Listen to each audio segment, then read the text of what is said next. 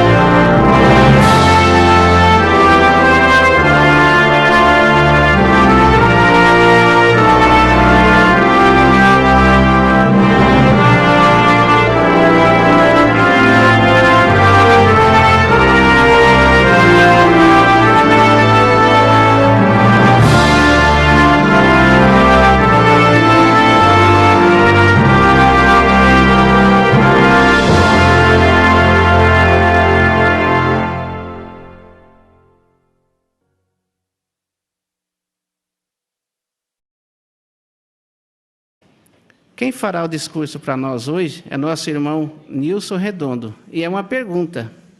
Você é importante para Deus? Vamos dar nossa devida atenção.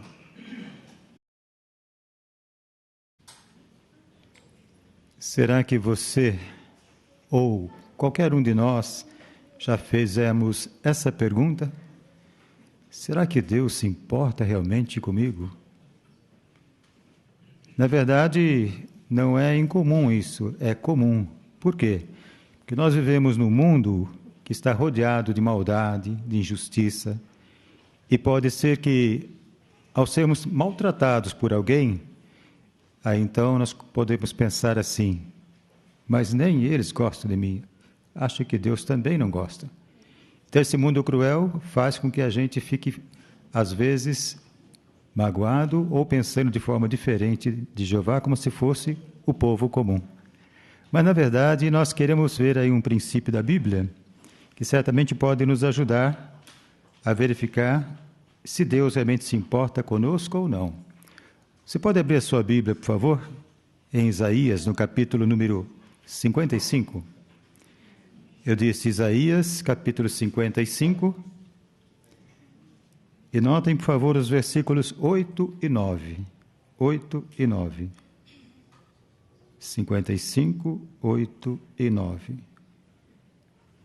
Aqui, Isaías estava naturalmente falando sobre a aspiração divina com o povo de Israel, que estavam desviando dele e naturalmente precisava de ajuda. Notem os versículos 8 e 9.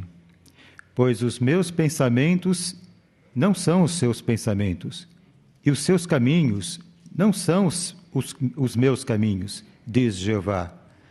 Pois assim como desce dos céus, são mais altos do que a terra. Assim os meus caminhos são mais altos do que os seus caminhos, e os meus pensamentos do que os seus pensamentos. Bem, o que Jeová estava mencionando a esse povo ao usar essa expressão?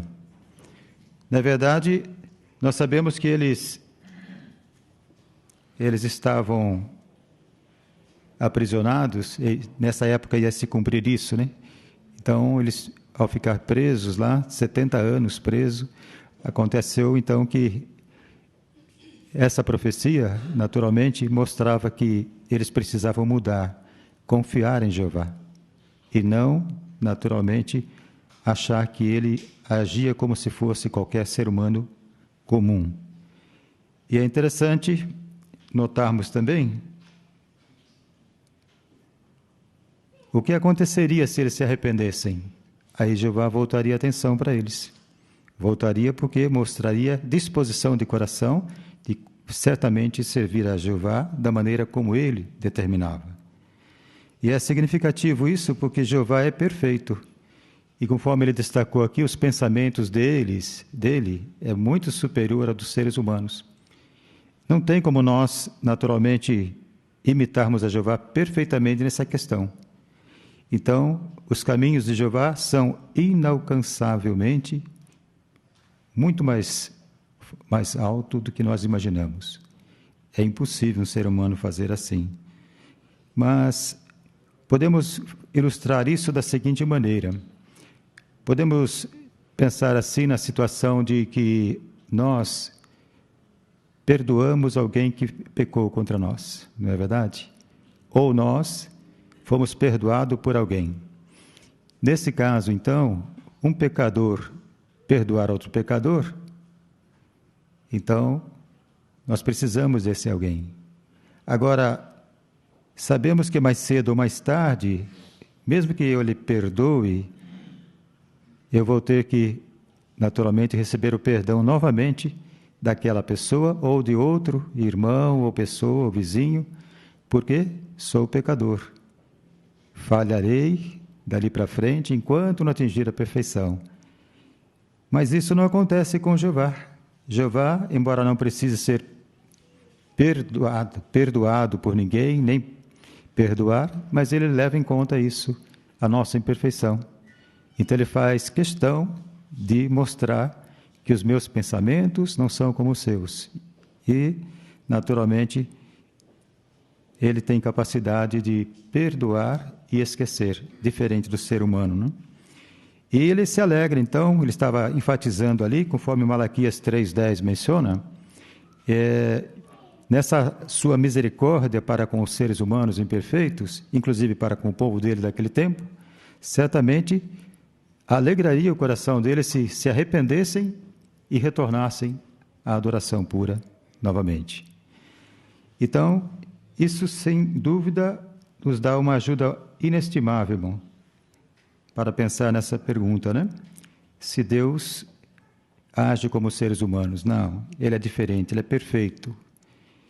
Então, Jeová é motivado pelo amor, porque Deus é amor, conforme mostra 1 João 4,8. Quem não ama não conhece a Deus, porque Deus é amor.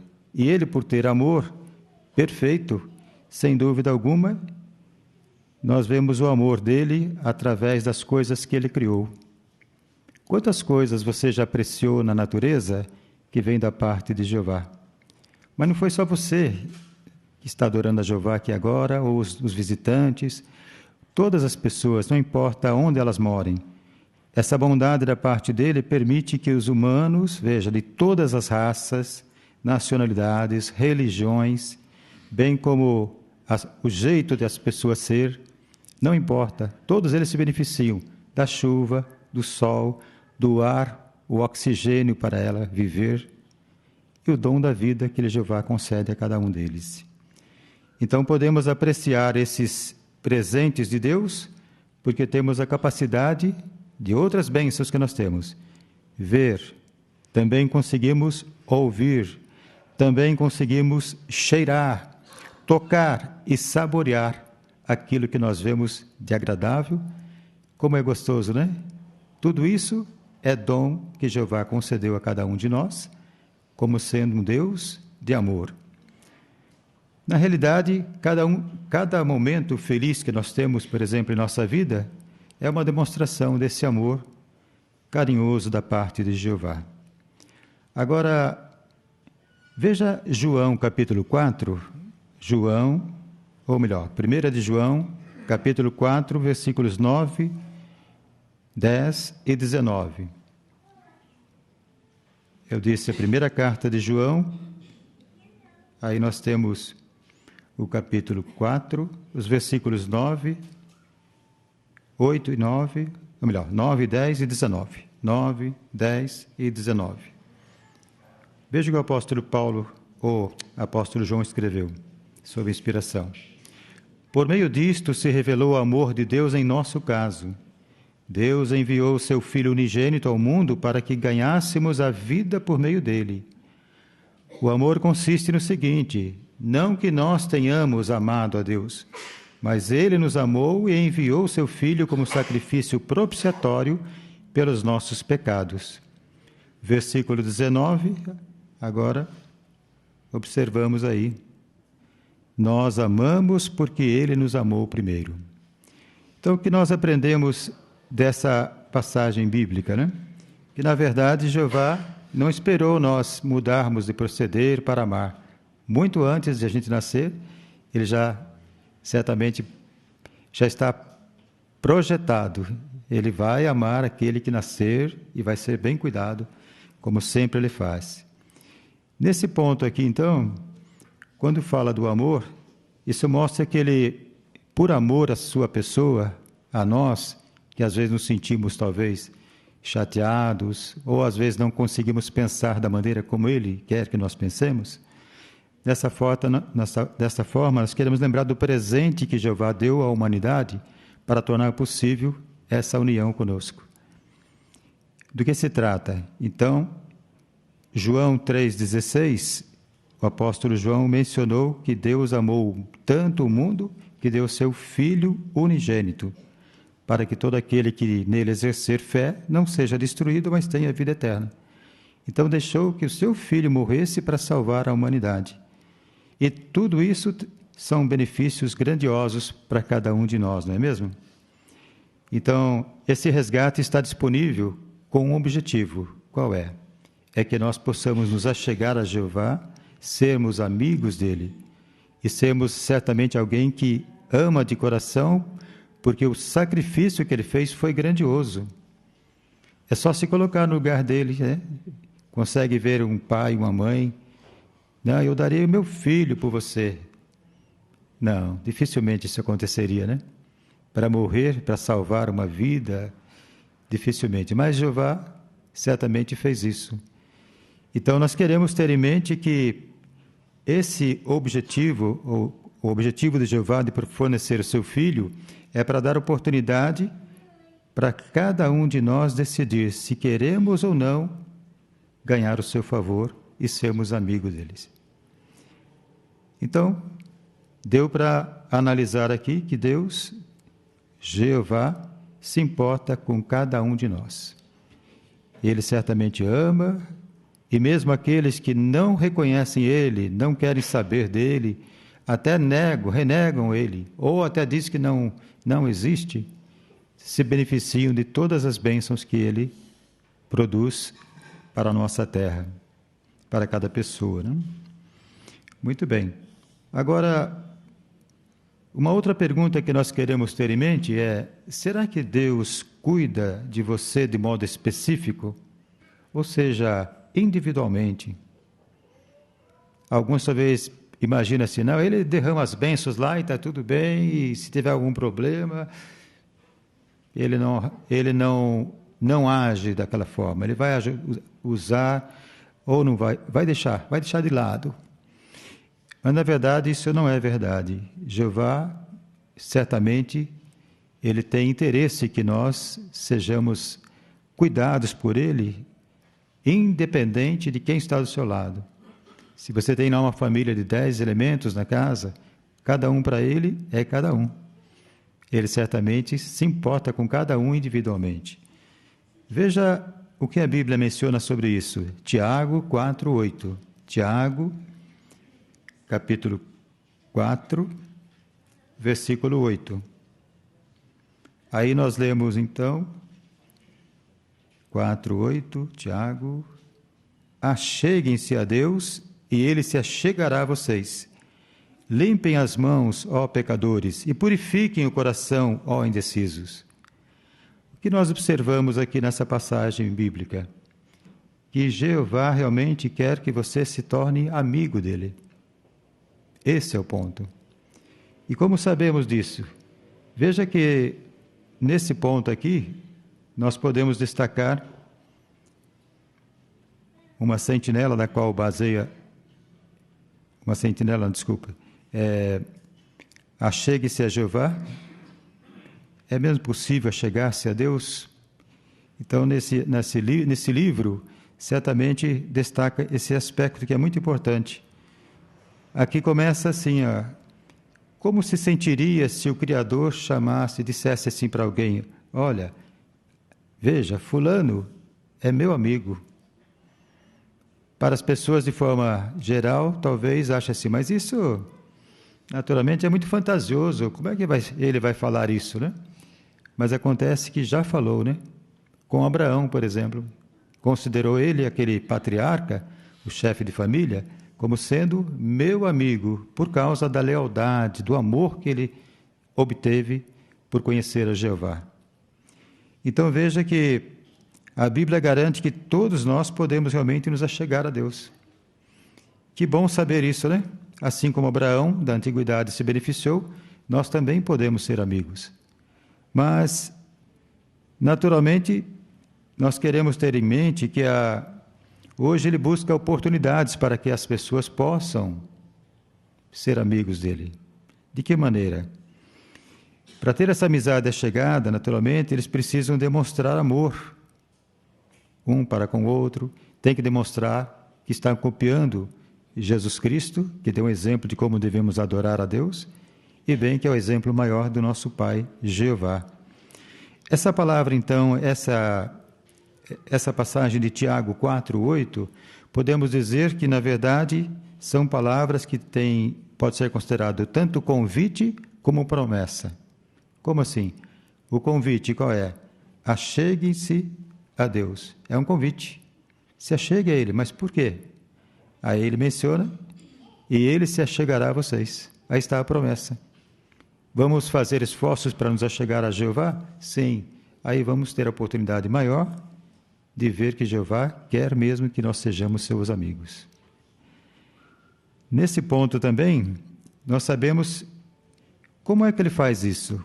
Como é que ele faz fazer funcionar, que a pessoa consiga entender. Na verdade, ele faz isso de duas maneiras.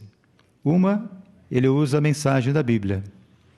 A Bíblia é a palavra de Jeová, então está falando com ele. Se nós lemos ela, vai acontecer o quê? Eu vou saber o que ele quer de mim. E dessa forma, então, através da Bíblia, agora vem mais uma ajuda para ele também se beneficiar para ser amigo de Jeová. O seu Espírito Santo. Abra sua Bíblia, por favor, em João, capítulo 6, versículo 44, por favor. Eu disse João, o Evangelho de João, capítulo 6, 44. É interessante esse texto e é bom nós termos em mente para poder ajudar aqueles a quem contatamos de casa em casa, ou queremos ajudar, né? Para que ele conheça Jeová. Veja só o que é necessário. Se nós lermos os versículos anteriores do 44, nós vemos ali que quando ele se identificou, aí então, como Messias, nesse caso, mas esse aqui não é o filho de Maria, né? Seus irmãos estão conosco aqui. Em outras palavras, como é que ele diz que é o Messias, né? Então, estavam questionando. Aí o versículo 44, 43, melhor dizendo, disse: parem de resmungar entre si. Aí o versículo 44. Ninguém pode vir a mim, a menos que o Pai que me enviou o atraia, e eu o ressuscitarei no último dia. Então, nós vimos aí que ele usa, naturalmente, o dom que a pessoa percebe lá. A pessoa sentiu lá dentro, no coração, desejo de querer agradar a Deus ou querer saber por quê, onde está o Senhor, se o Senhor existe, então me mostre. Então, mostrou a reação lá no seu íntimo. Aí o que faz Jeová? Abre o coração dele, vai lá dentro e puxa para fora. Abre, e certamente fica muito feliz de saber que a pessoa quer tomar a posição do lado de Jeová, quer realmente ser seu amigo. Que bom saber isso, né, irmãos? Então ele não força ninguém, ele dá oportunidade para a pessoa decidir se quer ou não ser amigo de Jeová. Então não é simplesmente fazer do jeito que nós queremos, mas do jeito que ele ensinou através de Jesus. Então, queremos ter em mente esses aspectos, né? Muito importante. Ele convida, por exemplo, você a orar a ele, também escuta e entende os seus sentimentos. Se você está pensando, mas acho que ele não se importa comigo, então tem que mudar a maneira de pensar. Ele, na verdade, conhece todos os sentimentos que nós temos no íntimo, mas não força ninguém. Ele quer que a pessoa entenda a posição que eles devem tomar para agradar a Jeová. Por exemplo, ele talvez tenha desejo de conhecer, mas quando alguém oferece um estudo da Bíblia para conhecer a Jeová, talvez, não, Bíblia, quem é a Bíblia? Pode ser que ele haja assim. Mas quando ele tem lá um coração sincero, Jeová dá forças para ele, então poder tomar posição e certamente mostrar que quer ser verdadeiro amigo de Jeová ou tê-lo como seu amigo. Muito bem. E Jeová, certamente conhecendo cada pessoa, quer que seja independente do que ela é, qual é a sua cor de pele, o seu idioma, ou se ela é inteligente, ou não tem cultura de aprendizado, não aprendeu nem a ler, mas ele conhece e se importa com cada um deles. Jeová também não se concentra nos nossos defeitos, mas sim nas qualidades. É bom lembrar isso. Ele verifica as boas ações que nós praticamos e que as pessoas também praticam e podem, certamente, dar oportunidade para que ela possa conhecê-lo como Deus verdadeiro. Então, sendo assim, se nós acharmos que não temos nenhum valor perante Jeová, não vamos ficar desanimados. Por que não? Provérbios 24, versículo 10, notem, por favor, Provérbios 24, versículo 10, nos diz: se você ficar desanimado no dia da aflição, sua força será escassa. Então, o que vai acontecer? Se ficarmos desanimados e nos sentir fracos, vai ser difícil de agir da maneira como Jeová determina. Ele quer que nós confiemos nele, que tenhamos ele como nosso verdadeiro amigo. Se você que serve a Jeová, pode estar certo de uma coisa, então. Do quê? Você é muito precioso para Jeová. Igual Jeová expressou isso através de um anjo que foi ajudar, dar informações futuras ou profecias a ser cumpridas nos dias à frente,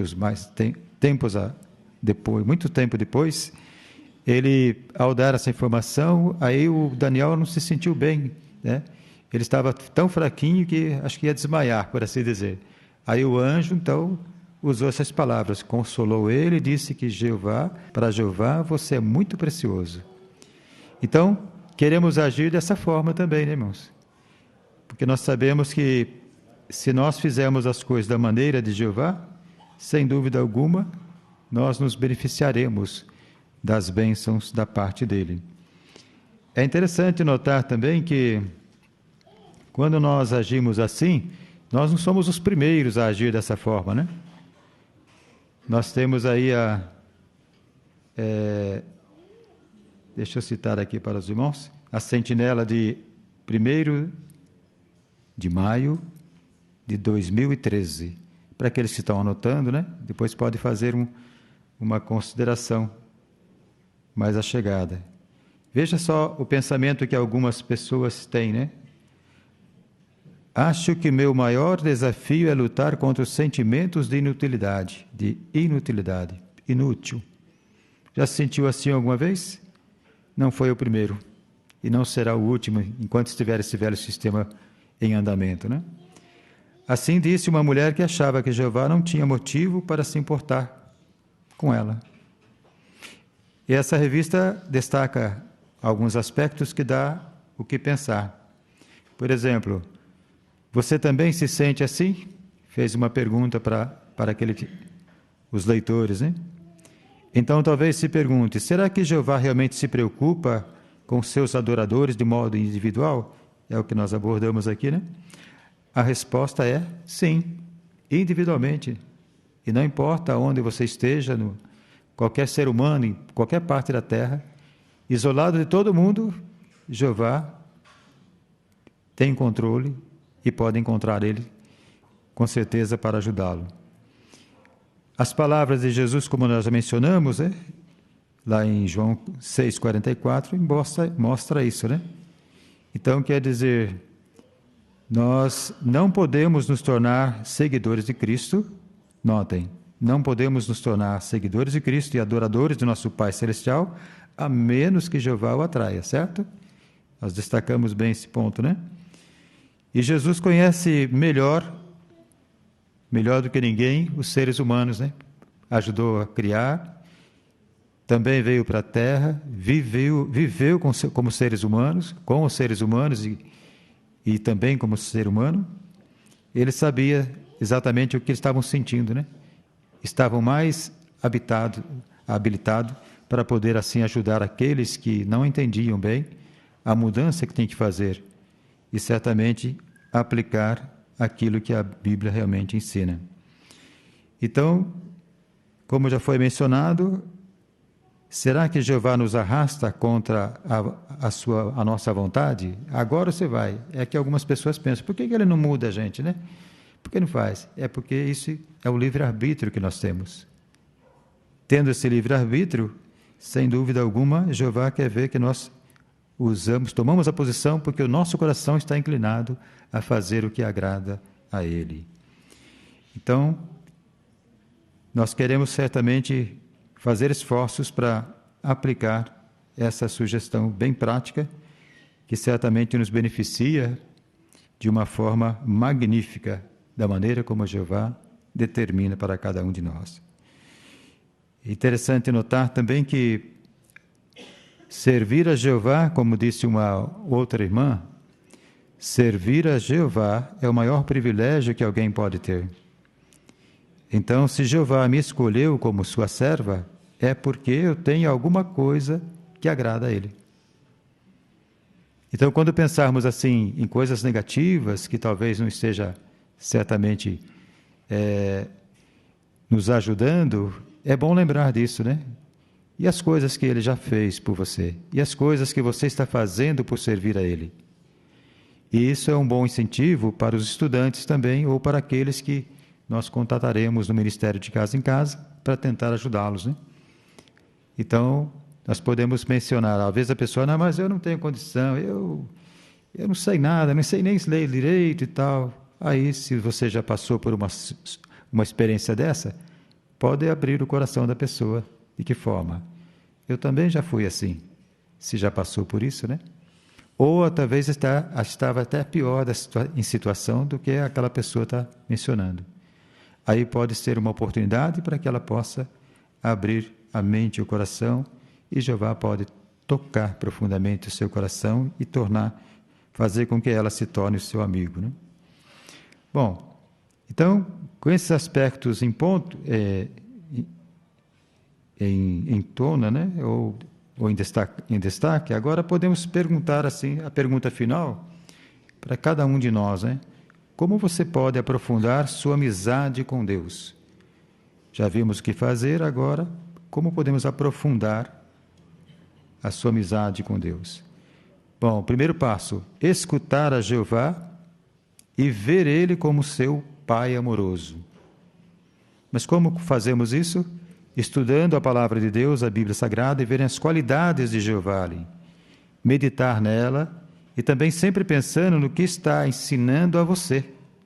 Aquela leitura, aquela meditação sobre o seu Pai Jeová. É fácil fazer isso? às vezes não temos vontade de ler, às vezes tem aquela dificuldade para ler, ou às vezes, mesmo o óculos talvez, a visão talvez não ajuda muito. Então isso traz um certo desânimo. Mas nós podemos entender que Jeová compreende a nossa situação. É só fazer esforços para que não perca a alegria de aprender dele. Pergunte, por exemplo, à sua pessoa, depois que você lê, medita, que belas qualidades eu percebo nesse texto, nesse capítulo, versículo, que pode me achegar mais a Jeová. Também, será que eu consigo naturalmente perceber com mais profundidade as outras qualidades que eu não tinha pensado ainda? Também pode pensar dessa forma. Um outro aspecto importante é corresponder ao amor de Jeová, por amá-lo também como Ele nos ama. Nosso Criador certamente merece a nossa devoção, nosso amor para com Ele. Mas é bom lembrar que ao estudar a Bíblia Sagrada, nós não queremos pensar assim, da maneira de ver, eu vou ler isso aqui para fulano, ele está precisando disso. É verdade que talvez estejam precisando mesmo. Mas antes de querer apontar para os outros, nós queremos ver como nós nos beneficiaremos por aplicar aquele conselho. Então, o que você pode fazer para imitar as qualidades de Deus e assim se tornar um amigo dele? Sem dúvida, continue a fortalecer a sua espiritualidade. Não esqueça, ler a Bíblia com regularidade, meditar nas informações, participar das reuniões congregacionais. Se já é publicador, não deixe de ir ao campo com regularidade.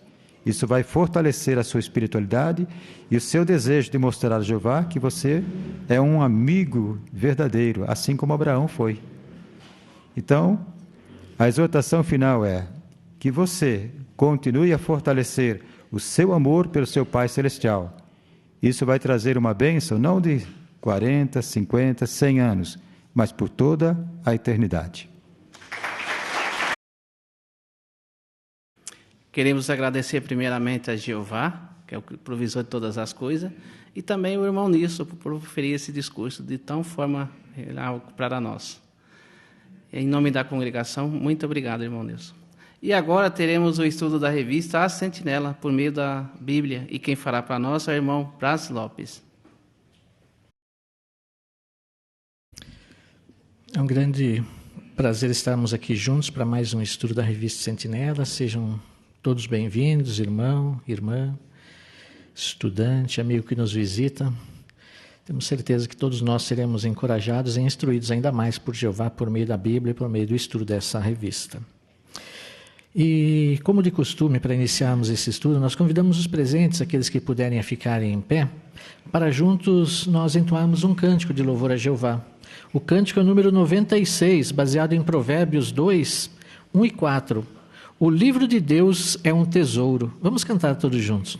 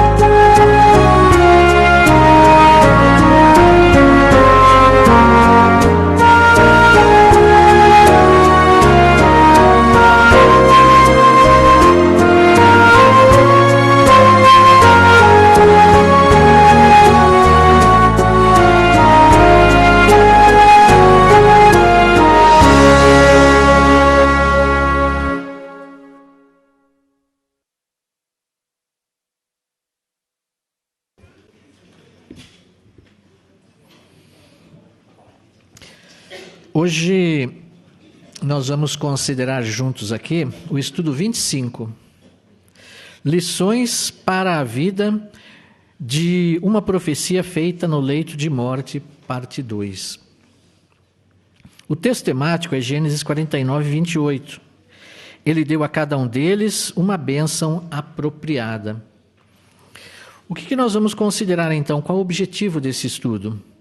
Ver que lições podemos aprender com a profecia feita por Jacó sobre seus outros filhos, Zebulão, Issacar, Dan, Gade, Azer, Naftali, José e Benjamim. Então nós vamos ver as bênçãos que Jacó profetizou para cada um de seus filhos, né? E nós vamos aprender uma lição muito importante para cada um de nós.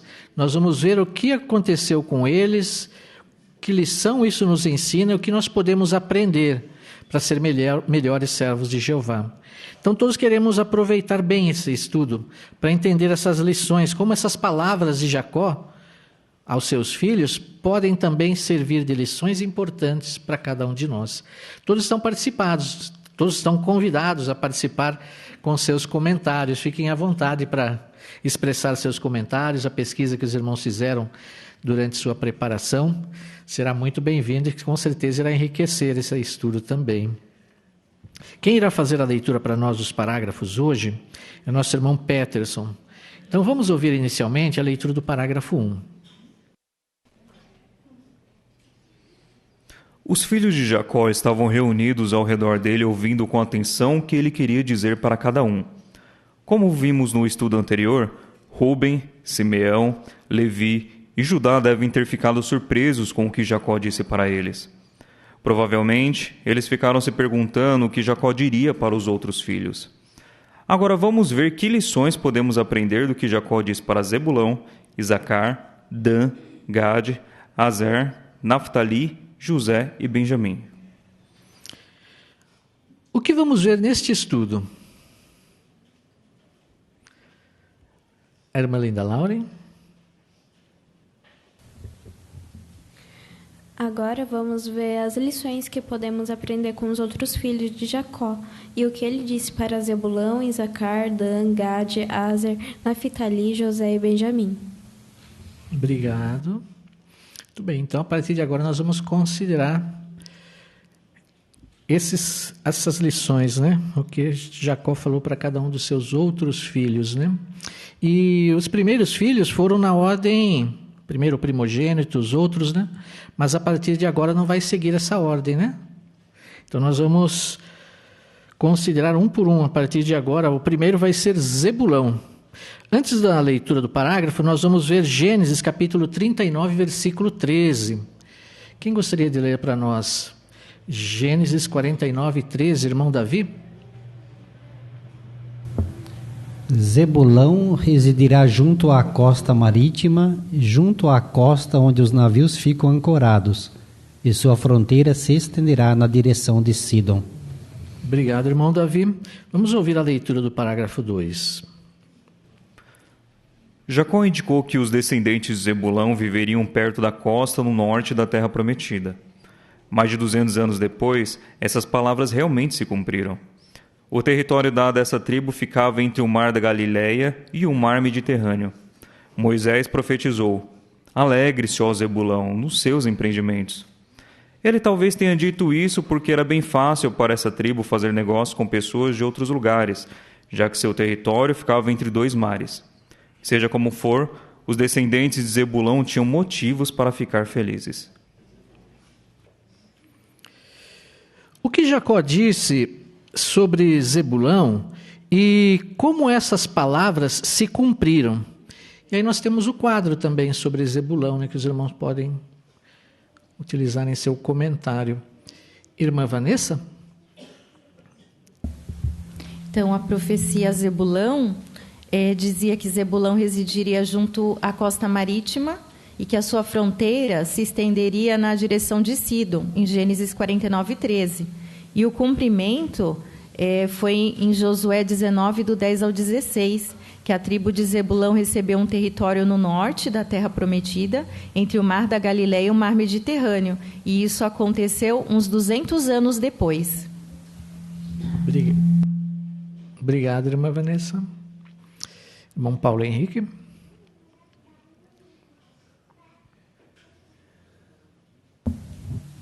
Quando analisamos o mapa da ocupação da terra de Israel no apêndice B6, notamos que Zebulão recebeu um território ao norte, próximo aos mares da Galileia e ao mar Mediterrâneo, excelente para o comércio e, apesar de este ser um dos menores territórios de todas as tribos, aquela tribo nunca reclamou desse território, mas sempre souberam dar valor ao território que receberam. Isso mesmo, era uma posição bem estratégica, né, para os negócios, né? Eles ficaram muito felizes para isso, né? Muito bem. Vamos ao parágrafo 3. Lições para nós. Não importa onde vivemos ou quais são as nossas circunstâncias, sempre existem motivos para sermos felizes. Mas para continuarmos felizes, precisamos lembrar das coisas boas que temos. Se pensarmos demais no que não temos, podemos acabar ficando frustrados. Então, se esforce para ver o lado bom da sua situação. O que nos ajuda a ficar felizes com o que temos? Irmã Ana Carolina?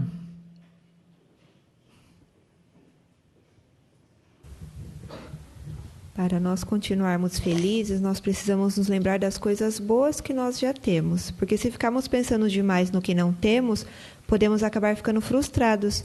Então, nós devemos nos esforçar para ver sempre o lado bom da situação. Obrigado, Carol. Irmão Mateus?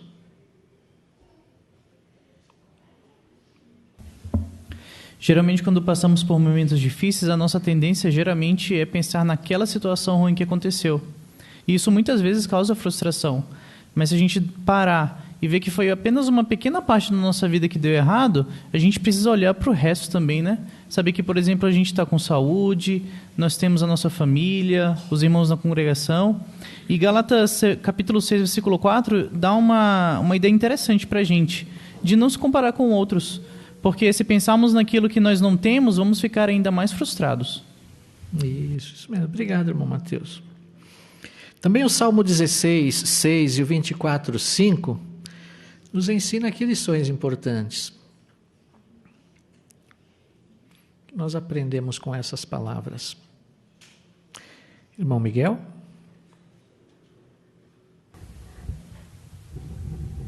Aqui nós observamos o salmista Davi. Ele expressou a satisfação com o lugar onde ele estava, né? Ele diz: lugares agradáveis foram demarcados para mim. Sim, eu estou contente com a minha herança. Então, como os irmãos já comentaram, está satisfeito com aquilo que tem. Não correr atrás do que você não tem. Isso mesmo. Bom. Às vezes, devido à nossa imperfeição, é mais fácil nós vermos os lados negativos das coisas, né?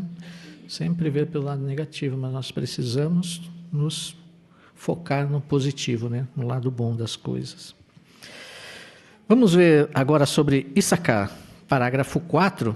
E antes, nós vamos ler Gênesis 49, o 14 e 15. Quem gostaria de ler para nós? Gênesis 49, 14 e 15. Irmã Anita?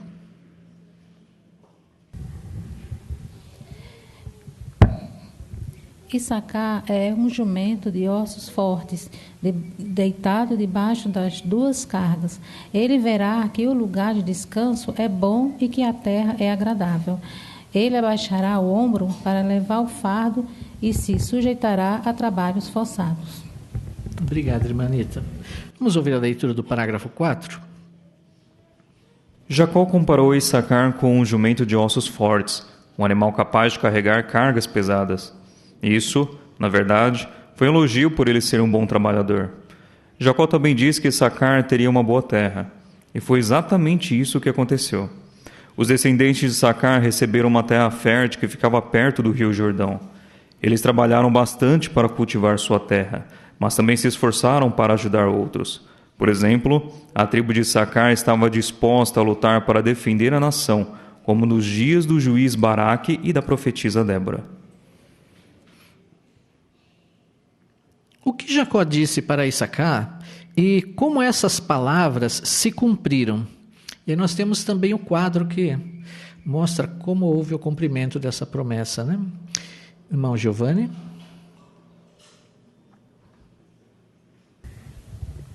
Ali Jacó comparou Isacar com um jumento de ossos fortes. E, por incrível que pareça, isso na verdade foi até um elogio. Dizia que Isacar era um bom trabalhador. E com isso, Jacó também disse que Isacar teria uma boa terra. Obrigado, Giovanni. Irmã Suzana.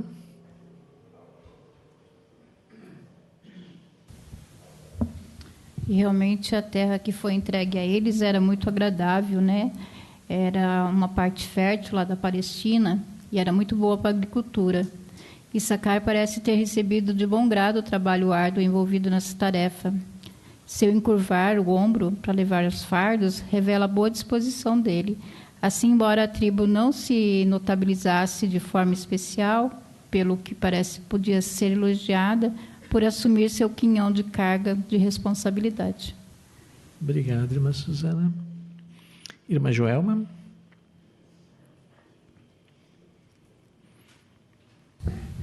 Em outro motivo pelo qual eles foram comparados a um jumento que carregaria peso, é que trabalharam bastante para cultivar a terra, e sabemos que isso não é fácil.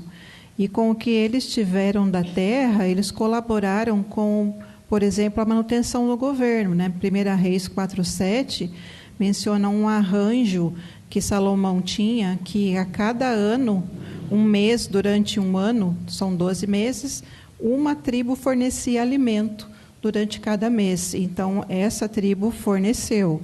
E também sabemos que eles participaram como defensores da nação, né? No dia de que Baraque e Débora lutaram contra Sísera, Isacar foi uma das tribos que foi lá e defendeu junto com eles. Muito bem, obrigado, irmã. Quem gostaria de comentar para nós o quadro, a profecia que Jacó fez em seu leito de morte? Sobre o cumprimento dessa promessa, né? Irmão Nilson?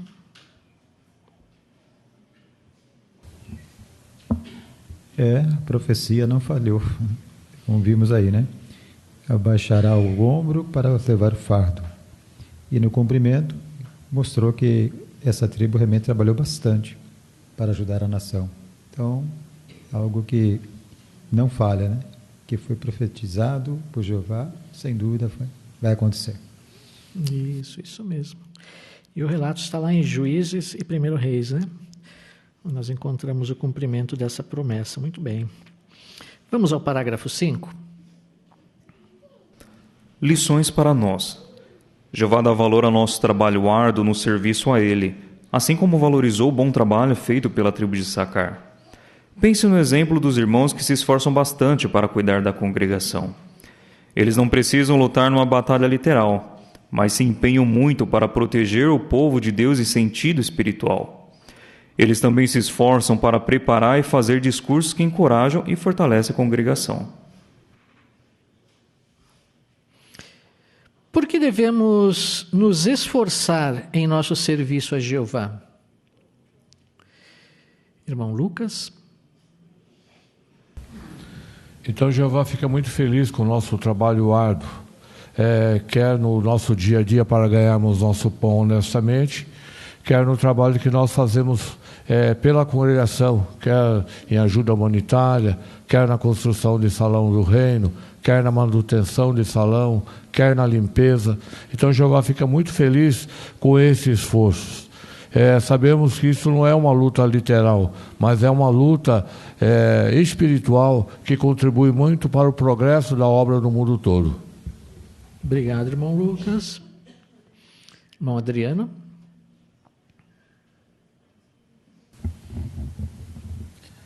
E o parágrafo chama a atenção especialmente aqueles irmãos que tomam a dianteira em proteger, em sentido espiritual, o rebanho A gente pensa especialmente nos anciãos, né, que cuidam em dar todo o suporte emocional, espiritual às ovelhas, mas também se preocupam em manter a pureza, a limpeza dentro da casa de Jeová. E também é interessante a citação de 1 Timóteo 5,17, porque fala sobre aqueles que trabalham arduamente no falar e no ensinar. Então, nós valorizamos esses irmãos e queremos também nos esforçar, como cita o parágrafo, para preparar e fazer discursos encorajadores e que motivem a congregação, que fortaleçam a fé dos irmãos. E nós somos muito gratos por termos irmãos que se esforçam nesse sentido. Isso mesmo. Obrigado, irmão Adriano. A irmã que nos visita aqui. Sônia. E às vezes nós vemos os irmãos, né, na tribuna fazer um belo discurso, né? E nós aqui da plateia sentados só observando, e talvez podemos pensar assim, aquele irmão não teve esforço nenhum, mas teve, né? Aquele irmão, ele teve que ir para o trabalho, né? Prover o sustento para a família, e ao chegar ainda se esforçar para preparar aquele discurso, né? Para nos encorajar.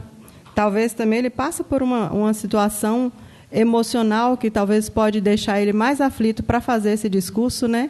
Então, realmente é elogiável o esforço que esses irmãos fazem, né, para nos encorajar nesse trabalho árduo. Isso mesmo. Somos muito gratos a Jeová, né, por prover pastores amorosos para cuidar de nós, né? Irmão Siqueira. Nós temos lido muitos relatos de irmãos ao redor do mundo que se esforçam muito. É um verdadeiro trabalho árduo. Isso faz parte, Deus aprecia esse trabalho árduo feito. E aqueles que ainda não foram designados, aqueles que ainda não se empenharam nesse trabalho árduo, a sugestão dada por Paulo ali em Timóteo 3,1 é interessante, né? Que aquele que se esforça, parabéns, faça isso mesmo. Ele disse que ele está fazendo, se ele se faz um esforço para poder fazer mais, ele está já começando a fazer uma obra excelente. Isso. Jeová fica muito feliz, né, com o esforço de cada um, né, ajudar a congregação. Obrigado, irmão Siqueira. Agora a próxima profecia direcionada a Dan, parágrafo 6. Nós vamos ouvir a leitura antes de Gênesis 49, 17 e 18. Gênesis 49, 17 e 18. Vamos pedir para a irmã Jaziane ler para nós.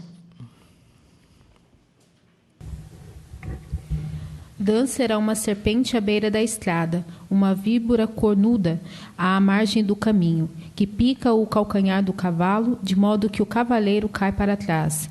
Eu esperarei a salvação que virá de ti, ó Jeová. Obrigado pela leitura, irmã. Vamos à leitura do parágrafo 6.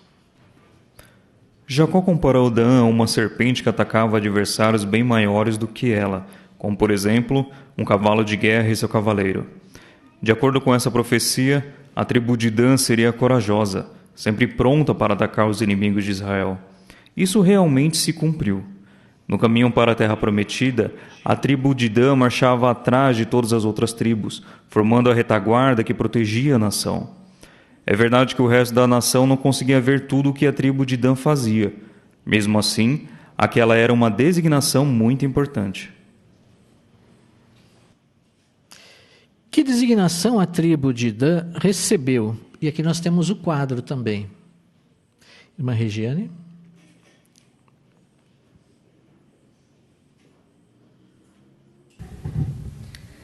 Jacó comparou Dan a uma serpente que atacaria seus adversários. Então a tribo de Dan seria bem corajosa e sempre estaria pronta para atacar os inimigos de Israel. E é isso que nós vemos lá em Números 10, 25, que no caminho para a Terra Prometida, a tribo de Dan marchava atrás de todas as outras tribos, formando assim uma retaguarda que protegia toda a nação. Isso mesmo, obrigado. Irmã Luciene.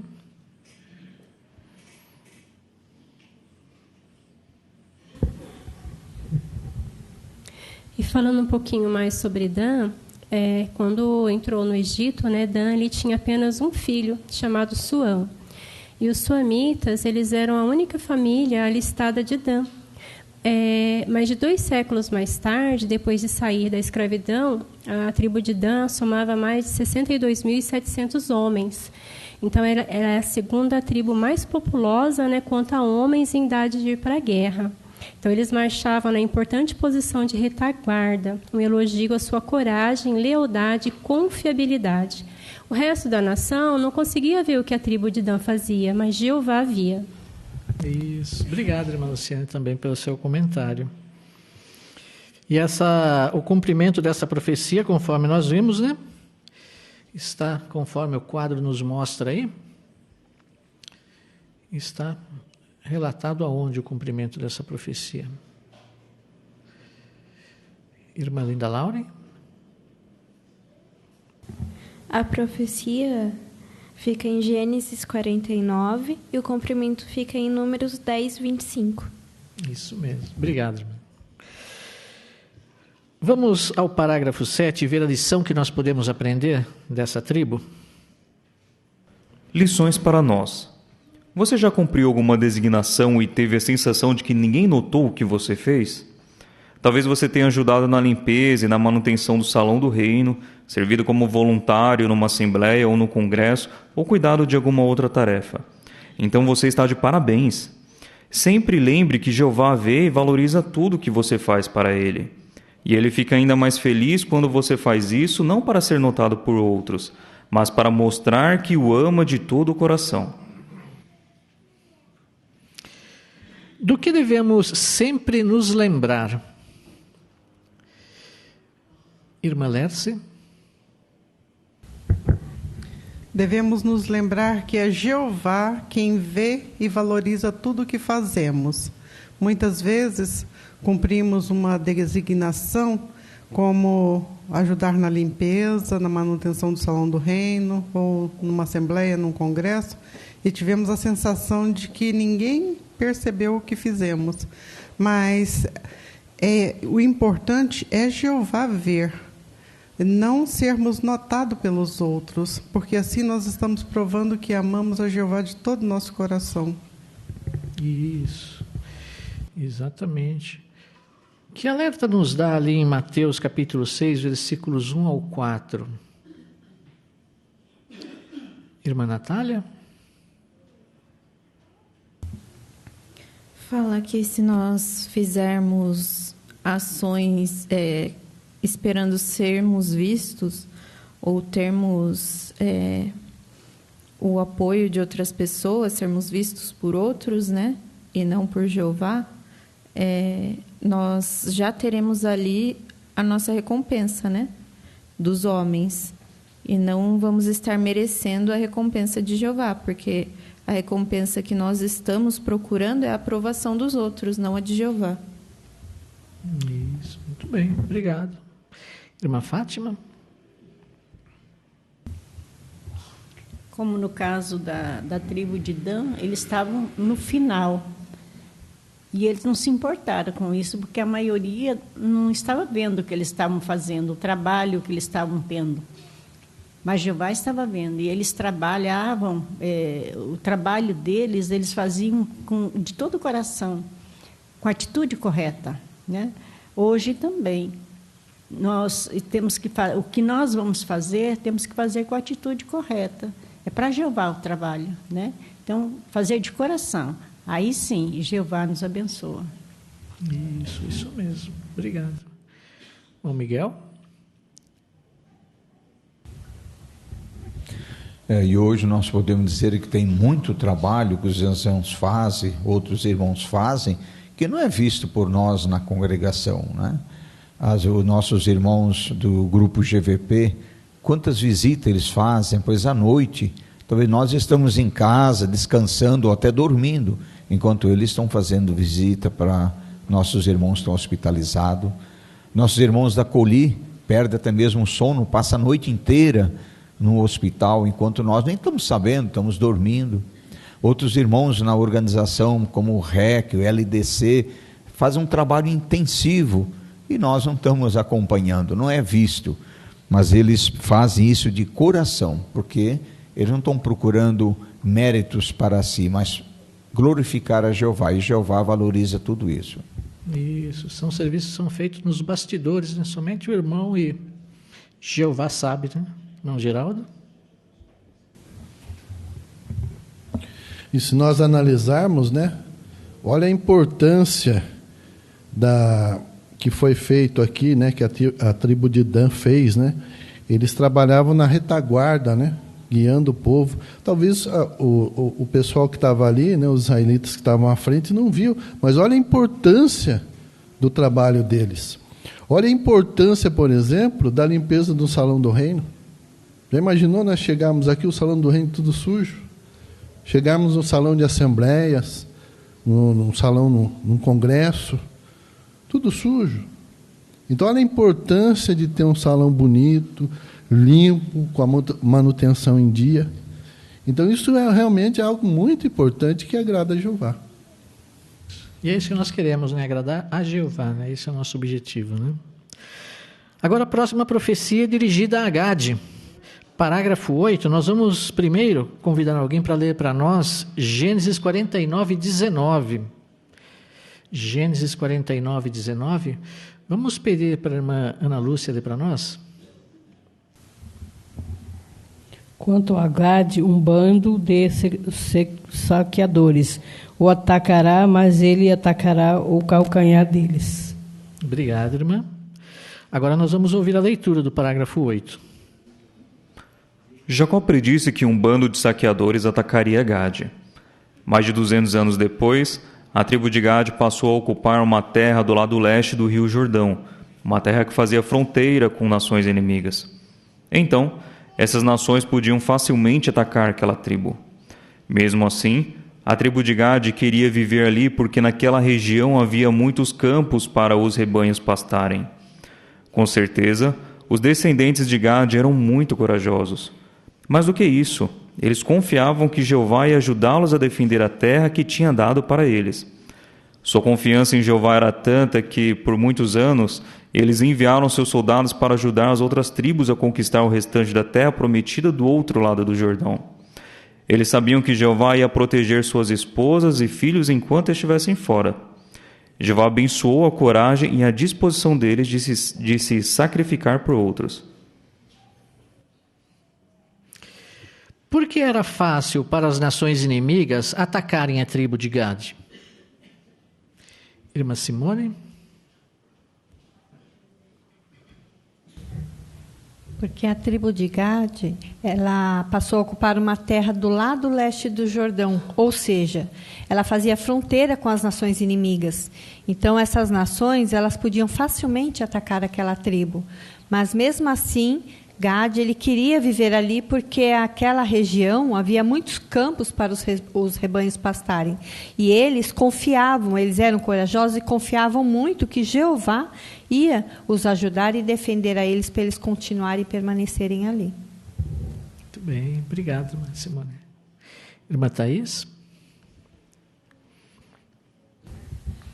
A confiança deles em Jeová era tão grande que por muitos anos eles enviavam soldados seus para ajudar as outras tribos que iriam conquistar o restante da terra prometida do outro lado do Jordão, porque eles sabiam que Jeová ele continuaria protegendo suas famílias, suas esposas e filhos, enquanto eles estivessem fora fazendo aquele serviço. Então, Jeová realmente abençoou aquela tribo por sua coragem e disposição de se sacrificar pelas outras pessoas.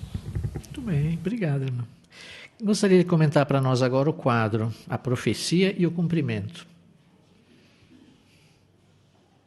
Irmã Iméria.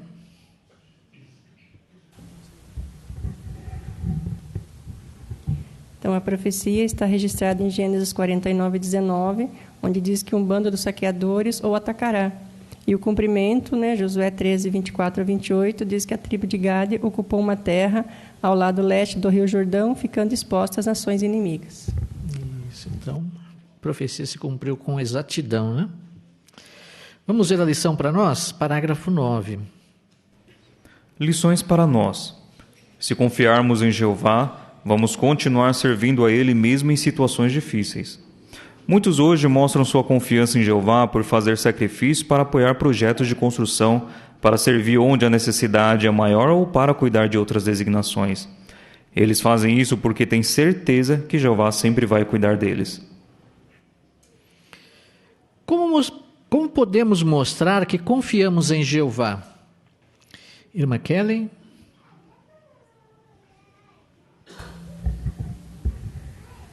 Então, o texto de Salmos 23:1, lá mostra que Jeová, meu pastor, nada me faltará.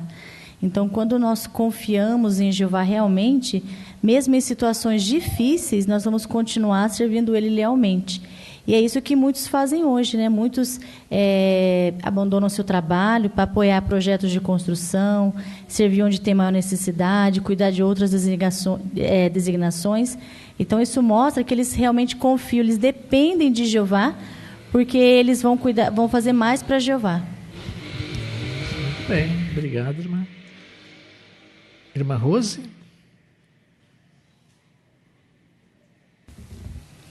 Só Jeová pode oferecer segurança espiritual.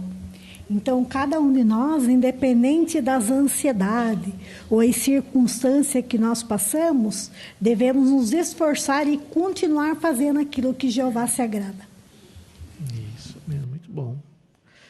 Bom, Ricardinho? E no texto de Salmos 23:1, Davi ele mostrou que ele confiava em Jeová porque ele tinha certeza que Jeová amava muito ele, tanto que ele disse: Jeová é meu pastor. Então isso mostra que ele deixaria Jeová guiar ele.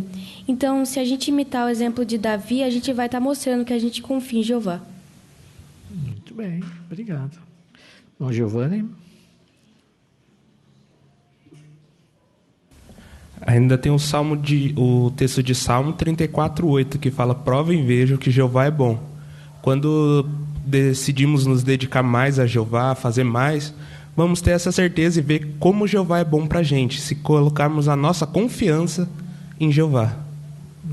Isso mesmo, muito bom.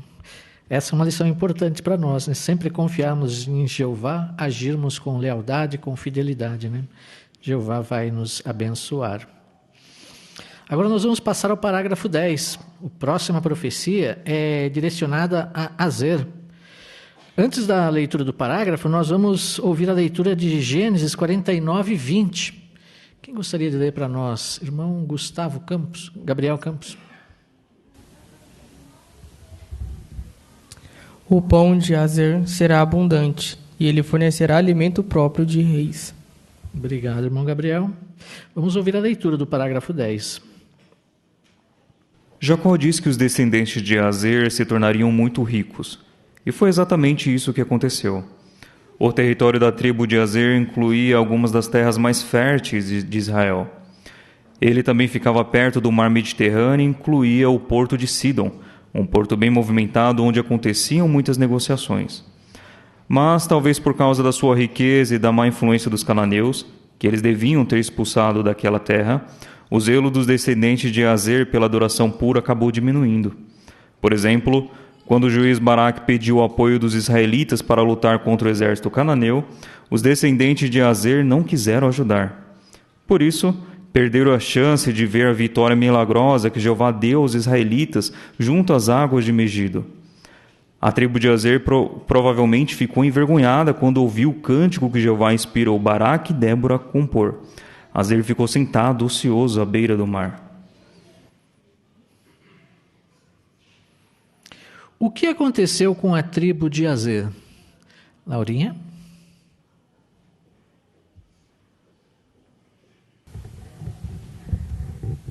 Jacó disse que os descendentes de Aser se tornariam muito ricos, e foi exatamente isso que aconteceu.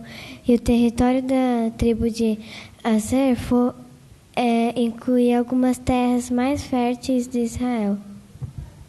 Isso, obrigado, Laura. Tinha vários aspectos, né, que favorecia muito essa tribo, né? Gostaria de comentar mais algum ponto a esse respeito. A irmã aí do seu lado. Catarina. Então, alguns aspectos eram que essas terras que eles herdaram eram férteis, né? E também ficava perto do mar Mediterrâneo, que incluía o porto de Sidon. Então, com certeza, ali haviam várias movimentações e negociações que influenciaram eles ficarem assim tão ricos. Mas, como nós vimos aqui no parágrafo, essa riqueza e talvez a influência ali dos cananeus fez com que eles deixassem essa riqueza e essa má influência tirar a confiança que eles tinham em Jeová. E eles perderam uma chance maravilhosa de ver a vitória que Jeová Deus deu aos israelitas no mar das águas de Megido. Isso, obrigado.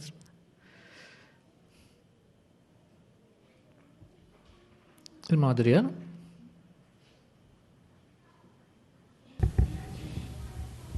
O que aparentemente poderia ser uma coisa muito boa para eles, acabou armando um laço.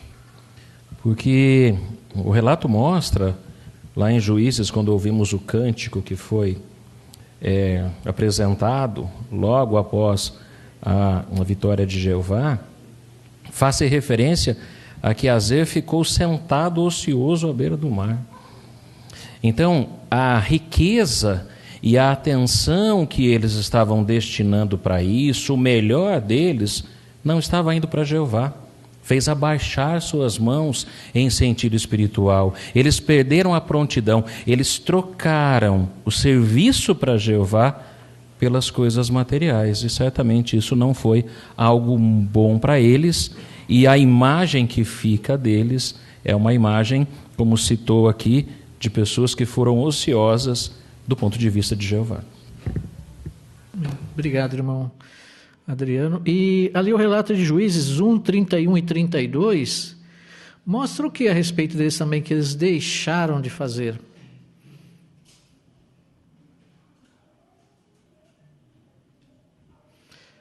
Irmã, esqueci seu nome, irmã. Do seu lado, Márcio.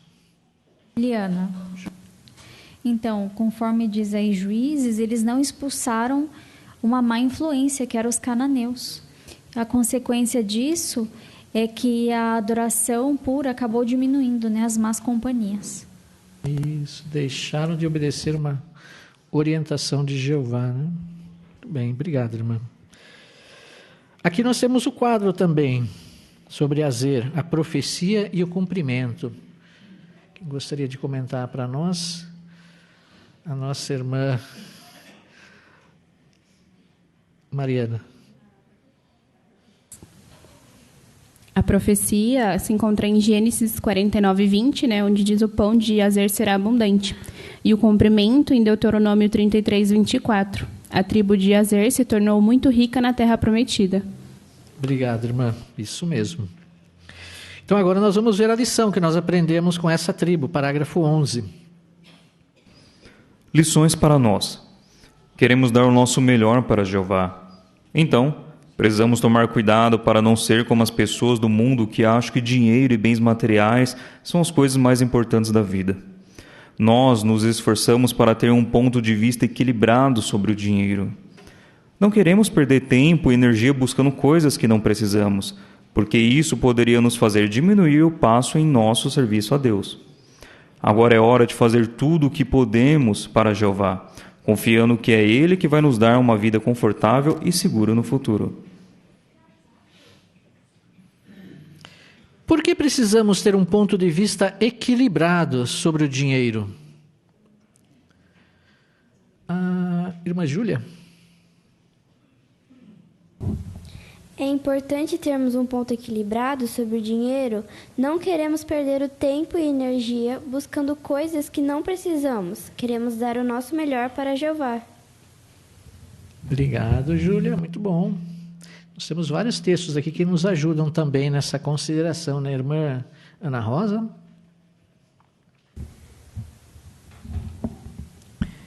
E também devemos tomar cuidado, porque são as pessoas das nações que acham que o dinheiro e os bens materiais é que são as coisas mais importantes da vida delas, né? Antes, porém, nós devemos fazer de tudo e tudo o que podemos para agradar a Jeová, confiando sempre que Ele é que vai nos dar uma vida confortável e segura no futuro.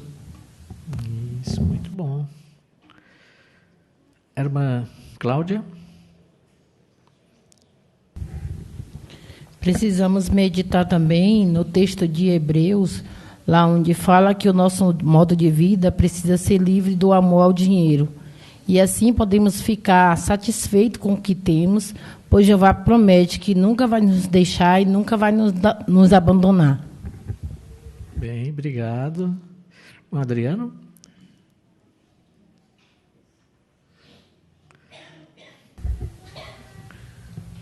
Dois textos fazem nos pensar um pouquinho, né? Provérbios 18:11 fala que para o rico, na imaginação, lá na cabeça dele, ele acha que por ter bastante ele está protegido. Nada vai acontecer e aí ele fica amarrado nisso, porque ele sempre quer proteger sua riqueza, proteger seus bens e ele quer cada vez mais. E nós sabemos que isso muitas vezes impacta até na qualidade de vida dele. Ao invés de ter um bom sono, ele perde a noite de sono preocupado com o seu dinheiro. Mas o Salmo fala algo interessante. O salmista lembra que ele se deitava e dormia em paz, porque ele sabia que só Jeová pode dar a verdadeira confiança. Então é isso que nós queremos fazer. Não queremos ficar amarrados às coisas materiais. Elas têm a sua importância, mas é mínima quando comparada à segurança que Jeová dá. Nós queremos ter bastante em sentido espiritual, estarmos envolvidos com as atividades de Jeová e não fazer como a tribo de Azer, ficar ocioso, evitar, deixar de lado se envolver mais com Jeová para correr atrás de coisas materiais que em breve não valerão nada. Isso mesmo. Obrigado, irmão.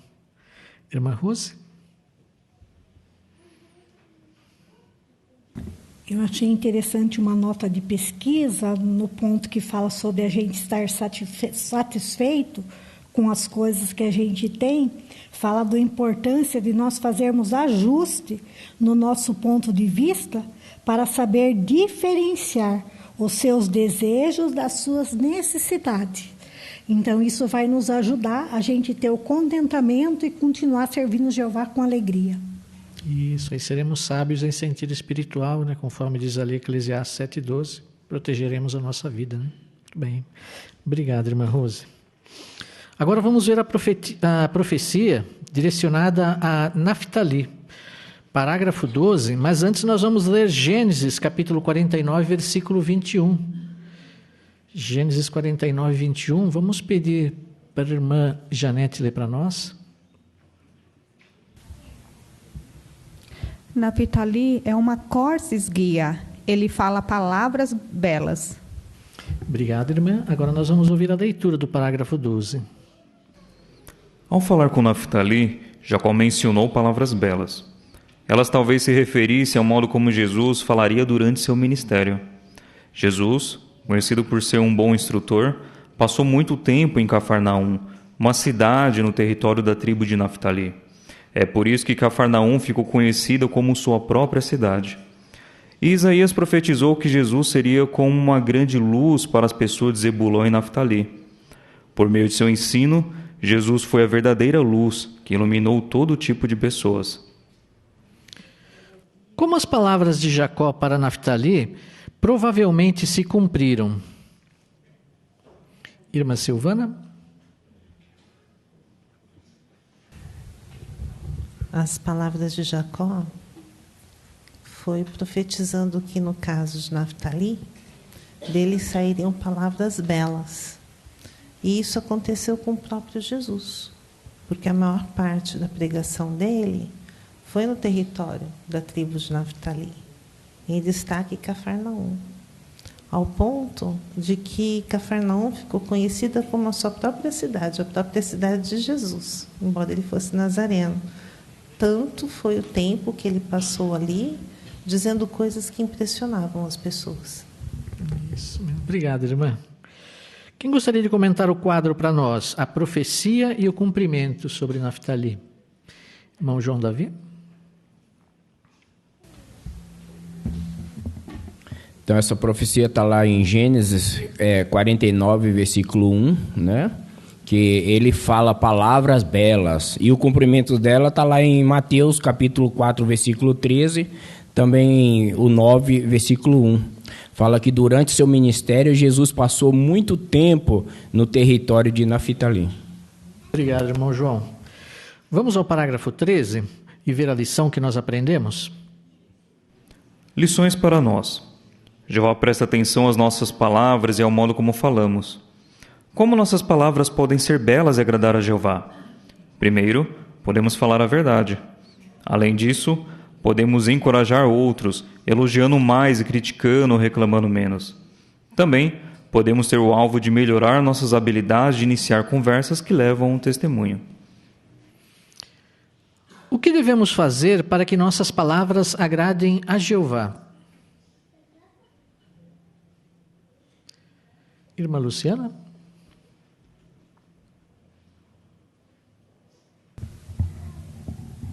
Então, Jeová, ele presta atenção às nossas palavras, de modo que falamos. Também, primeiro, podemos falar a verdade e podemos encorajar outros com os elogios e não criticar. Obrigado, irmã Luciana. O que aprendemos com as palavras de Efésios 4:29? Bom, Gabriel? Em Efésios, é incentivado a prestarmos atenção nas palavras que nós escolhemos dizer. Incentiva que nós não digamos nada que não vai edificar. Qualquer coisa que saia da nossa boca, mas que não tenha o propósito da edificação, para que beneficie as pessoas que estão nos escutando, é nos incentivado a não fazermos, não falarmos. Por isso, o parágrafo fala da importância de sabermos falar com outras pessoas e procurar os pontos positivos, ao invés de procurar falhas ou reclamar das coisas. Isso é algo que, com certeza, nos ajuda e também as pessoas com quem nós falamos. Isso mesmo. E aí estaremos agradando a Jeová, né? Irmão José Roberto? Interessante que no livro dos Salmos, o salmista começa assim: quem pode ser hóspede na tua tenda? E no versículo 2 fala aquele que anda de modo íntegro, aquele que faz o que é certo e o que fala a verdade. Então, se fizermos essas três coisas aí, vamos estar agradando a Jeová. Isso mesmo. Obrigado, irmão. Agora nós vamos passar para a profecia direcionada a José, no parágrafo 14. Antes, nós gostaríamos que alguém pudesse ler para nós Gênesis 49, 22 e 26. Gênesis 49, 22 e 26. A irmã aí do seu lado aí. Isso. José é o ramo de uma árvore fértil junto a uma nascente, cujos ramos se estendem por cima do muro. Vamos ouvir a leitura do parágrafo 14? Jacó deve ter ficado muito orgulhoso de seu filho José. Ele tinha sido escolhido dentre os seus irmãos para ser usado de modo especial. Jacó o chamou de ramo de uma árvore fértil. O próprio Jacó era essa árvore, José era um ramo dela. José foi o primeiro filho que Jacó teve com sua amada esposa Raquel. Jacó indicou que José receberia a porção dupla que Rúben, o primeiro filho que ele teve com Leia, tinha perdido. Em cumprimento dessa profecia, os filhos de José, Efraim e Manassés, se tornaram duas tribos e cada uma recebeu um território diferente da terra prometida. Como a profecia sobre José se cumpriu? Irmã Aparecida? Então, a profecia se cumpriu quando José recebeu o direito de primogênito, e seus filhos Efraim e Manassés se tornaram duas tribos com heranças distintas. Obrigado, irmã. Ainda, irmão Paulo?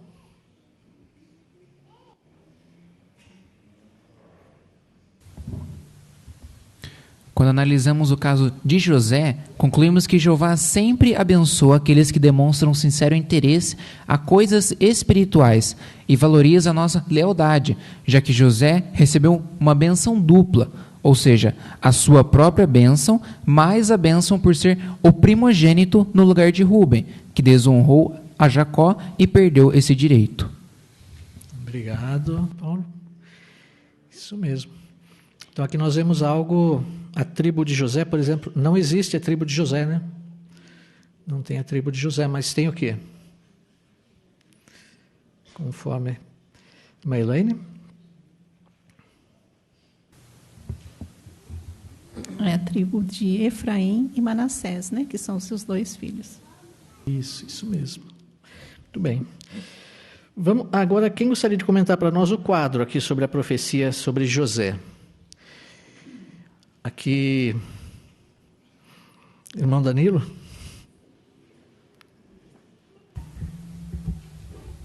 Então, essa profecia que Jacó proferiu sobre José, né, está aqui descrita no texto de Gênesis 49, 22 e 26, que diz que as bênçãos continuarão sobre o escolhido dentre os seus irmãos.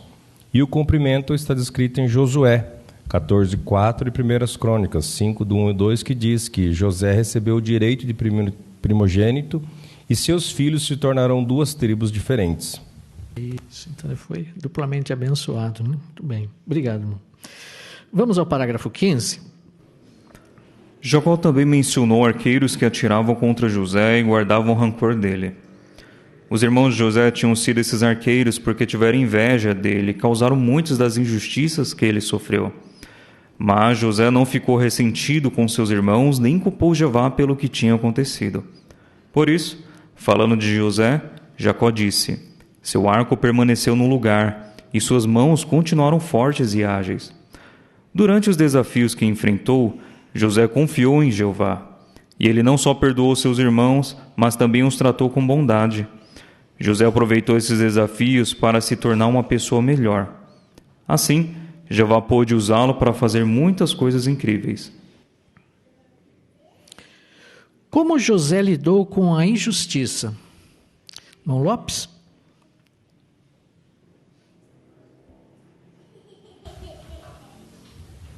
Então, José ele não ficou ressentido, né, com seus irmãos, nem culpou Jeová pelo que tinha acontecido, né? E durante os desafios que ele enfrentou, José confiou em Jeová, né? Ele não só perdoou também seus irmãos, mas os tratou com bondade. Isso mesmo. Dessa forma, um ótimo exemplo, né? Na sala B, o irmão Assahara,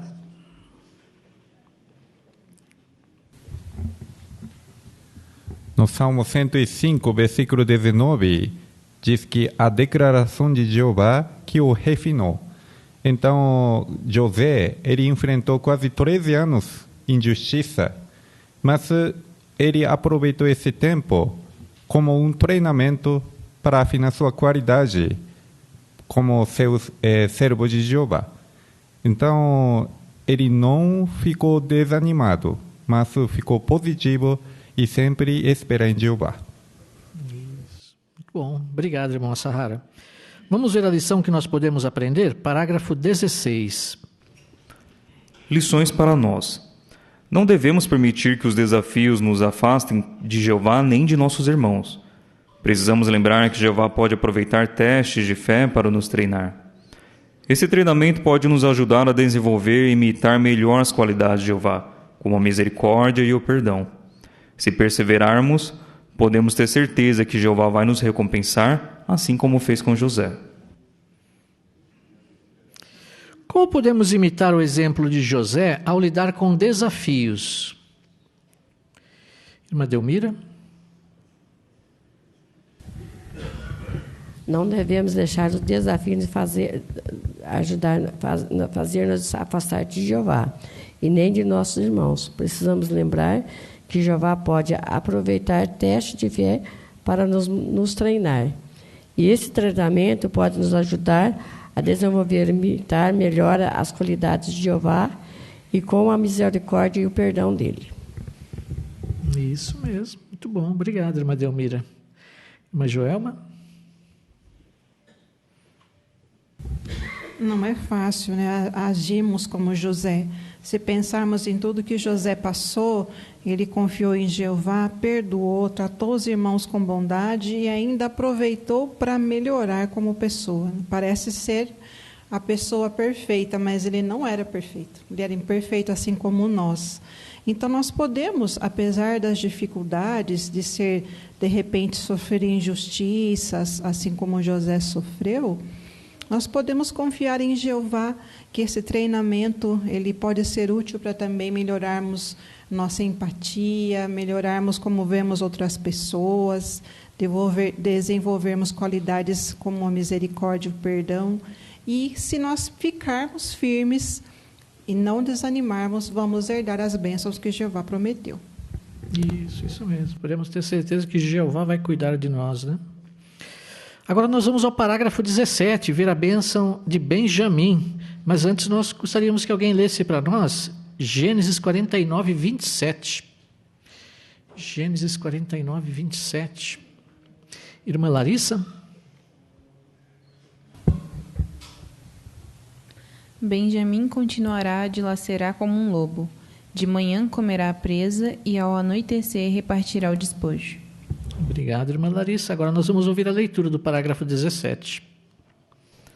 Jacó disse que os descendentes de Benjamim seriam como um lobo, ou seja, seriam guerreiros muito habilidosos. Foi de manhã, ou no começo da história dos reis de Israel, que Saul, um descendente de Benjamim, se tornou o primeiro rei da nação. E ele realmente lutou com coragem contra os filisteus. E ao anoitecer, ou no fim da história dos reis de Israel, duas pessoas da tribo de Benjamim, a rainha Esther e o primeiro-ministro Mordecai, tiveram um papel importante. Eles salvaram os israelitas, impedindo que o Império Persa destruísse toda a nação. Como a profecia sobre Benjamim se cumpriu? Irmã Lerce? A profecia feita a Benjamim foi: de manhã comerá a presa e ao anoitecer repartirá o despojo. Ou seja, os descendentes de Benjamim, eles foram comparados a um lobo, ou seja, guerreiros muito habilidosos. E de manhã, ou no começo da história dos reis de Israel, um descendente de Benjamim, que foi Saul, ele se tornou o primeiro rei.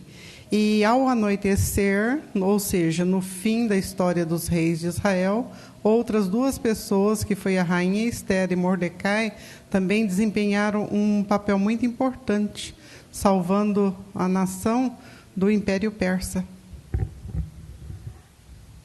Obrigado, irmã, também pelo seu comentário. Vamos ao parágrafo 18 e ver a lição para nós? Lições para nós. Os descendentes de Benjamim devem ter ficado orgulhosos quando viram Saul, que era da tribo deles, se tornar rei. Mas depois Jeová designou Davi, da tribo de Judá, para ser o novo rei, e com o tempo a tribo de Benjamim apoiou essa mudança. Anos mais tarde, quando as outras tribos se rebelaram, os descendentes de Benjamim continuaram leais à tribo de Judá e ao rei escolhido por Jeová. Nós também devemos apoiar lealmente aqueles que são designados por Jeová para liderar o seu povo. Como podemos imitar a lealdade da tribo de Benjamim? Irmã Aparecida? Aí a irmã Aparecida, aí atrás. Não, atrás.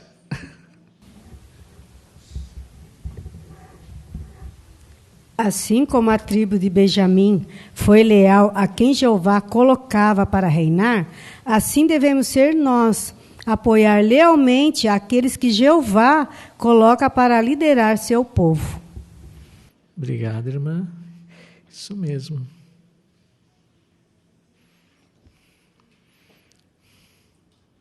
O que mais nós podemos aprender sobre a tribo de Benjamim? Que lição ela nos ensina? Irmã Silvana? Eu fiquei meditando nessa parte, porque imagina, pensar que o primeiro rei da nação de Israel, que foi Saul, saiu da tribo deles, de Benjamim. É um orgulho, né? Mas quando mudou o rei, não era mais Saul, era Davi, e Davi era da tribo de Judá, eles podiam não ter gostado disso, Mas não foi o que aconteceu. Eles apoiaram a mudança, como a irmã comentou, né? E hoje nós passamos por muitas mudanças na organização de Jeová. Entre os anciãos mesmo, uma hora é um, outra hora é outro, que está na liderança de tantas situações, não só das congregações, né? Como que nós reagimos? Nós queremos fazer o mesmo que a tribo de Benjamim fez. Nós queremos apoiar todos os arranjos, quem estiver na liderança, sejam irmãos com quem a gente tenha muita afinidade ou não. Isso mesmo. A nossa lealdade é a Jeová, né? Então vamos apoiar todos aqueles que Ele designou, né? Vamos ao parágrafo 19. Estudar a profecia feita por Jacó é muito bom para nós. Lembrar como essas palavras se cumpriram aumenta a nossa confiança nas outras profecias da Bíblia e nos ajuda a entender melhor como podemos agradar a Jeová. Irmão Peterson, queremos agradecer o irmão em nome da congregação. Muito obrigado por sua leitura aqui. Por que estudar a profecia feita por Jacó é bom para nós?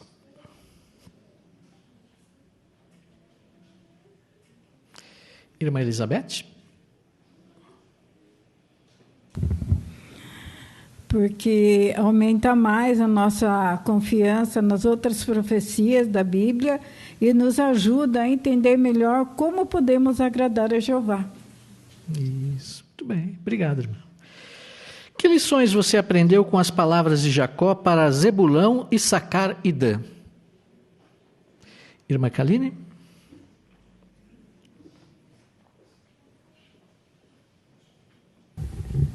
Com Zebulão aprendemos que não importa onde vivamos ou quais as nossas circunstâncias, sempre existe motivo para sermos felizes. E com Issacar, de que Jeová lhe dá valor ao nosso trabalho árduo, nosso serviço, Ele sempre valoriza o nosso trabalho, o que fizemos de bom. E com Dan, de que Jeová lhe vê e valoriza o que a gente tem de bom. Bom. Que lições você aprendeu com as palavras de Jacó para Gade, Azer e Naftali?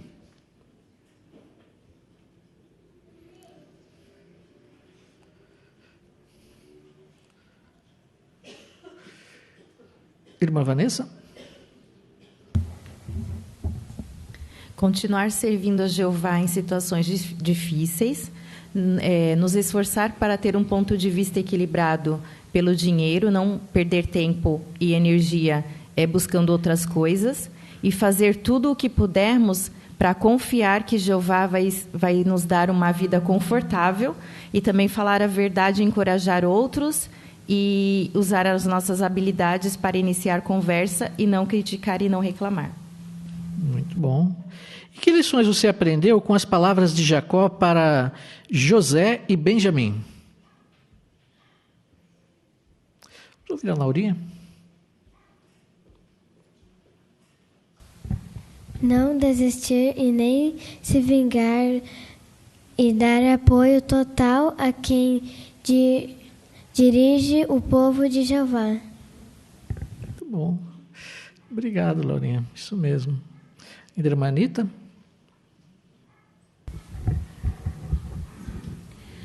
Também aprendemos com José que não devemos permitir que as injustiças que sofremos nos afastem de Jeová e nem de nossos irmãos. E com Benjamim também devemos sempre apoiar lealmente aqueles que são designados por Jeová para liderar o seu povo. Obrigado, irmã. Esses dois estudos nos ajudou a entender muito essa profecia, né? E nos ajudou a ver, talvez, de um outro ângulo, né? Mais simples ainda, né? Talvez, às vezes, nós ficamos meio receosos de estudar ou aprofundar em profecias, né? Mas esses dois estudos mostraram que quando nós a estudamos e buscamos pontos em especial sobre alguns aspectos, elas se tornam simples, né? E elas nos fortalecem, podemos tirar lições importantes. Nós vimos aqui lições que podem nos ajudar muito nos atuais dias que nós vivemos, né? Como nós podemos ser servos melhores de Jeová, como nós podemos ter uma conduta excelente, fazendo a vontade de Jeová, e também as consequências de muitas vezes não fazermos as coisas da maneira como Jeová espera, né? Ou de não acatar as orientações de Jeová. Então, sempre que nós estudarmos as profecias, nós podemos tirar essas lições, né? O que nós aprendemos que podemos aplicar para imitar e aquilo que queremos evitar, né? Então, assim, nós vamos entender melhor as profecias e vamos certamente ser fortalecidos e orientados por Jeová. Obrigado, irmãos, pelos seus bons comentários, pela boa participação. E assim nós chegamos ao final do nosso estudo de hoje. Antes de encerrarmos aqui com cântico e oração, nós gostaríamos apenas de ler um anúncio aos irmãos aqui. Diz assim: para as congregações, novo julgamento no Supremo Tribunal Federal STF. Como é de conhecimento dos irmãos, durante o último ano, o povo de Jeová no Brasil obteve vitórias significativas no Supremo Tribunal Federal sobre nosso direito de recusar transfusões de sangue. Gostaríamos de esclarecer que, no momento, temos 3 casos em andamento, sendo que 2 deles foram julgados em 25 de setembro do ano passado. Naquela ocasião, o STF decidiu por unanimidade que pacientes adultos e capazes têm o direito de recusar tratamentos que envolvam transfusões de sangue e o direito de realizar tratamentos no SUS, que não usem sangue. Conforme anunciado recentemente, em 18 de agosto deste ano, foi julgado um recurso que questionava alguns pontos dessa decisão, e o STF decidiu em nosso favor. Não temos dúvidas de que a mão poderosa de Jeová esteve conosco durante esses julgamentos. Agora queremos informar que vai se iniciar um novo julgamento. O STF vai julgar se, em casos de emergência, ainda são válidas algumas normas que levam os médicos a achar que são obrigados a fazer transfusões em pacientes testemunhas de Jeová. A principal questão envolvida nesse julgamento é fornecer uma interpretação correta dessas normas. Por isso, entendemos que essa decisão é ainda mais importante do que as 2 últimas. O julgamento vai ocorrer entre os dias 29 de agosto e 5 de setembro, em formato virtual e não será transmitido. Assim como foi feito antes, pedimos que vocês continuem orando pelos irmãos envolvidos e para que a vontade de Jeová seja feita. É emocionante ver como Jeová tem feito o seu grandioso nome ser divulgado no mais alto tribunal do país. Assim como o apóstolo Paulo declarou com confiança, temos a certeza de que nada nem ninguém pode frustrar os propósitos de nosso Deus. Se Deus é por nós, quem será contra nós? Romanos 8:31. Que essa ocasião sirva para fortalecer ainda mais nossa confiança em Jeová e para que seu nome seja divulgado em toda a parte. Então queremos também continuar fazendo nossas orações para que Jeová abençoe também os irmãos envolvidos nessa decisão, né? E assim, então agora queremos convidar os presentes, aqueles que puderem, a se levantarem para juntos encerrarmos a nossa reunião entoando um cântico de louvor a Jeová. O cântico é o número 128. Persevere até o fim, baseado em Mateus 24:13. E após o cântico nós convidamos o nosso irmão Nilson Redondo para nos representar aqui em oração.